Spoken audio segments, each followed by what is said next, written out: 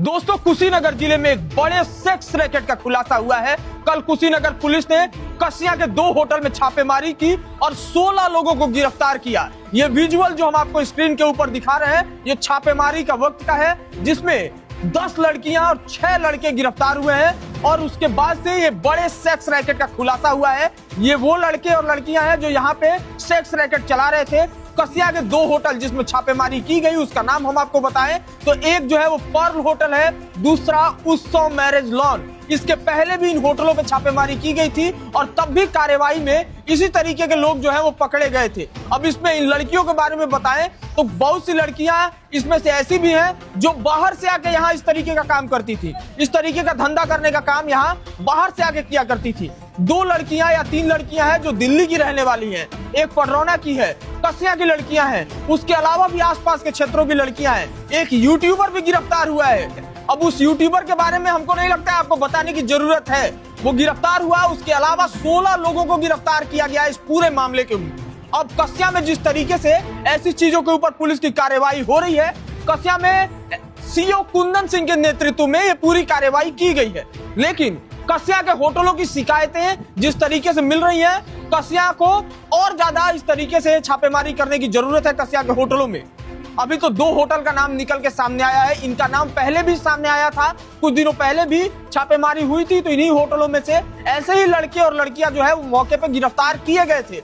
SP Santosh Mishra ने इसके ऊपर प्रेस कॉन्फ्रेंस करके सारी बातें बताई है, सारा डिटेल बताया है, वो हम आपको सुनाते हैं। उन्मूलन की दिशा में बड़ी सफलता पुलिस को मिली है। क्या कार्रवाई हुई है और कितने लोग गिरफ्तार हुए? जनपद कुशीनगर में देह व्यापार के खिलाफ कार्रवाई करते हुए सीओ कसिया साहब के नेतृत्व में थाना कसिया क्षेत्र में बड़ी कार्रवाई की गई है।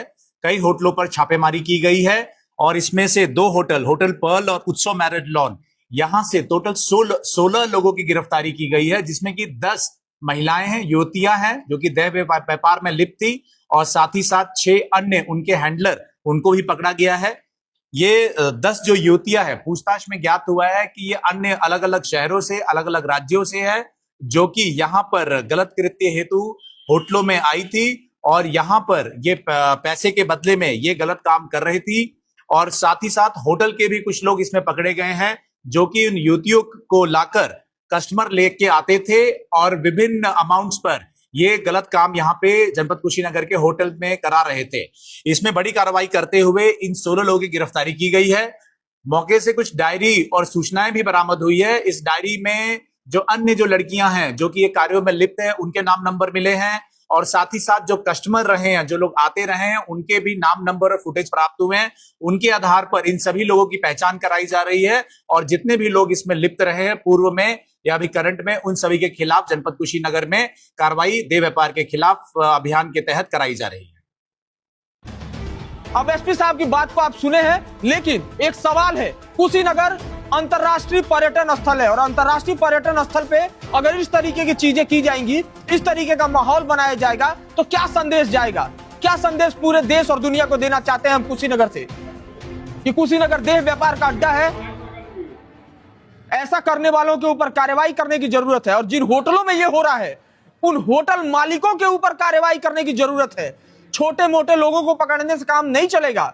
पकड़िए होटल मालिकों को, पकड़िए जिनके होटलों में ऐसे देह व्यापार की चीजें और उनका अड्डा बना के रख दिया गया है।